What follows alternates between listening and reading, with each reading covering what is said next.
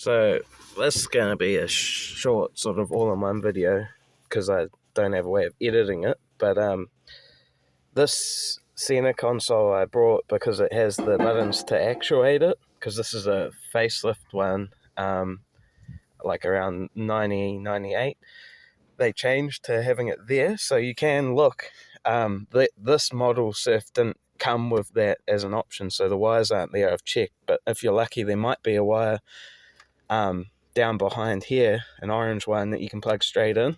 If you do have that, just buy this plastic center piece with this, and you can just plug it straight in. The other option in the earlier ones, it's here somewhere, I believe. So you can also try lifting this up. It's quite easy, 10mm bolt sort of thing. And if there's a connector under there, you can buy a panel and a switch. But what I'm doing, because I already have these switches here, I've just brought a momentary two-way.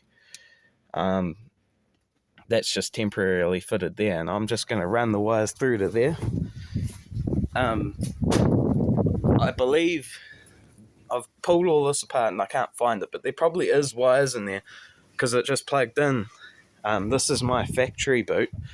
They're identical, so I believe the wires for it are actually in here, maybe in a subloom, excuse me.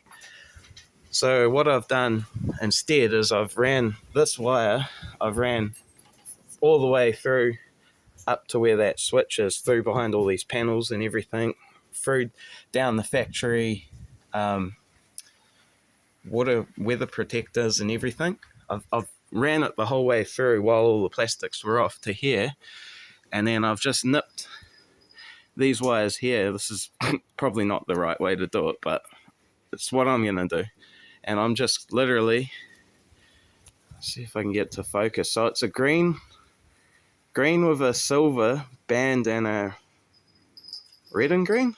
Probably this rare computer controller, or whatever you want to call it, probably has like a signal coming in, I'd say, to actuate it, but that's the same two wires there. I've tested them, but I'm going to cut them here as I've done here, and I'm just going to splice in my wire, and then I'm just going to, well, my two wires, because whichever one you earth out is like up or down.